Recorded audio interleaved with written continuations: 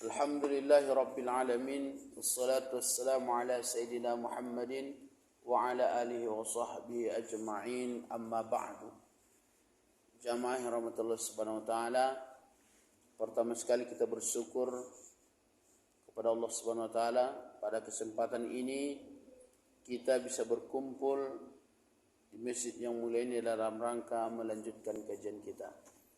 Semoga dengan kita senantiasa bersyukur kepada Allah Subhanahu wa taala, kita tergolong kepada hamba Allah yang bersyukur, ataupun nanti ketika kita di akhirat Allah Subhanahu wa taala memanggil kita sebagai hamba-Nya.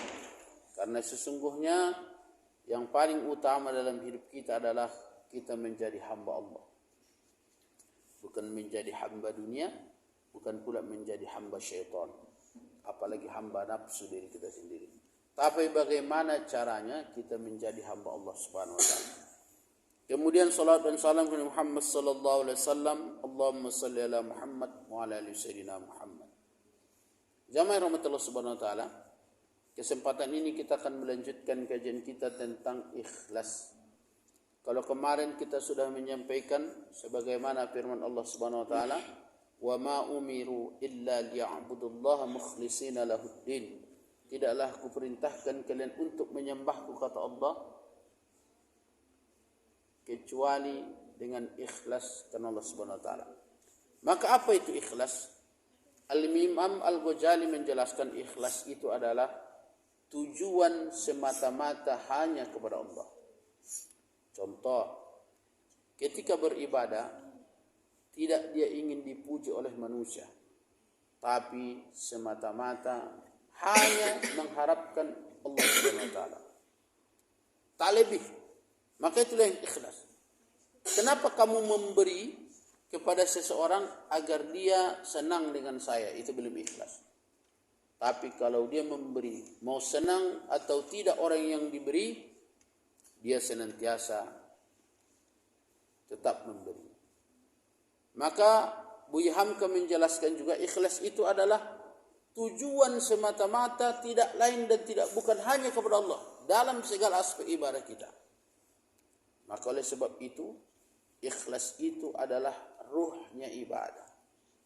Kalau semua itu tidak ada manfaat ibadah yang banyak sebelum ada di dalamnya tujuan keikhlasan karena Allah Subhanahu wa taala.